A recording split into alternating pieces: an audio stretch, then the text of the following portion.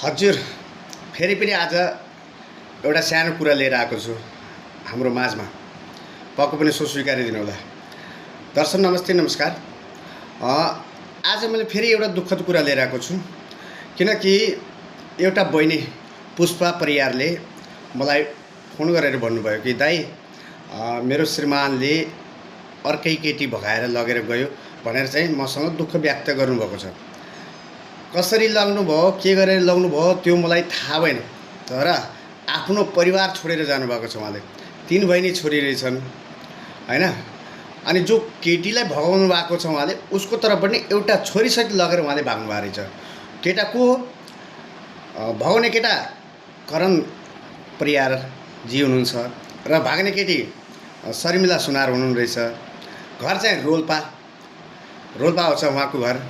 रोल्पा घर परेका करण परियारजीलाई के भन्न चाहन्छु भनेपछि 3 भाना छोरी छोडेर तपाईँ जो जानुभएको छ नि अर्काको श्रीमती उठाएर, तर धेरै गलत गर्नुभएको छ। 3 बहिनी छोरीलाई छोडेर आफ्नो श्रीमती छोडेर अर्काको श्रीमती र छोरी उठाएर लान तपाईँलाई लाज लाग्दैन? तर कुरा सुन्नुहोस्, आफ्नो छोरी परिवारलाई सम्हाल्नु छ भनेपछि आफ्नो परिवारलाई सम्हाल्नु छ भने छिटै कन्ट्याक्टमा आउनुहोला। र हेर्नुहोस्, तपाईका 3 बहिनी छोरी र तपाईँ परिवार कति राम्रो फुल जस्तो जुन जस्तै हुनुहुन्छ तपाईहरु, फुल जस्तै हुनुहुन्छ तपाईहरु हैन। र यो भाग्ने केटी आफ्नो छोरीसहित लगेर भाग्ने केटी, तपाईले नि कुरा सुन्नुहोस्, जब तपाईले बिहे गरिसक्नु एउटा नै, 2 टा 3 टा नै, 4 बिहे गरिसक्नु भएको रहेछ भनेपछि लास्टमा एउटा छोरी लगेर आफ्नो श्रीमानलाई धोका दिएर जान पाइन्छ अर्को श्रीमानसँग? तपाईलाई थाहा रहेछ त, सँगै काम गर्नु रहेछ एकै ठाउँमा, थाहा रहेछ छोरी सहित रहेछ, यसका 3 भाना छोरी छन्, श्रीमती छ भन्ने थाहा पाइ पनि तपाईले अर्काको श्रीमानसँग लागेर जान तपाईलाई लाज लाग्दैन? र तपाईले आफ्नो छोरी 3 बहिनी छोरी छन् र त्यो केटीको तर्फ एउटा छोरी छ र श्रीमान छ भन्यो भने तपाईलाई लाज लाग्दैन अर्को श्रीमतीसँग लाग्न?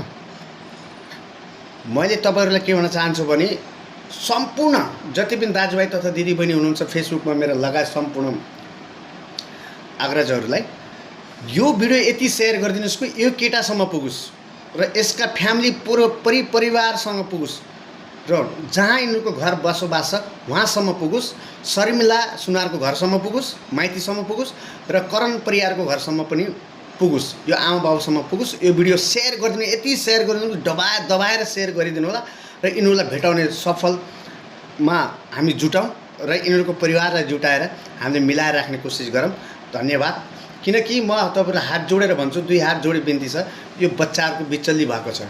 हेर्नुस् त, पानीपत हरियाणा मुर्गा फार्ममा, कुखुरा फार्ममा काम गर्दै आउनु भएको रहेछ र हरियाणा कुखुरा फार्म के फार्मको नामको त मलाई थाहा भएन, हरियाणादेखि चाहिँ लापत्ता हुनुभएको छ र यहाँलाई जसरी पनि कन्ट्याक्टमा ल्याइदिन कोसिस गर्नु होला। मैले नम्बर हालिदिएको छु मेरो तल, सायद तल नभए माथि होला, मेरो नम्बर हालेको छु, यो नम्बरमा कन्ट्याक्ट गरिदिनु होला। म तपाईहरुलाई बिन्ती गर्छु, आग्रह गर्छु, प्लिज यो भिडियो शेयर गरिदिनु होला। शेयरमा जति सक्नुहुन्छ त्यति शेयर गरिदिनु। हस्, धन्यवाद।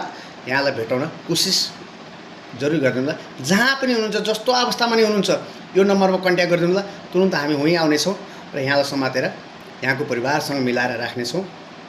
तपाईहरुलाई केही हुन्न, आउनु होला कन्ट्याक्टमा। मेरो भिडियो यति हेर्नुभएको छ भने। हस्, धन्यवाद।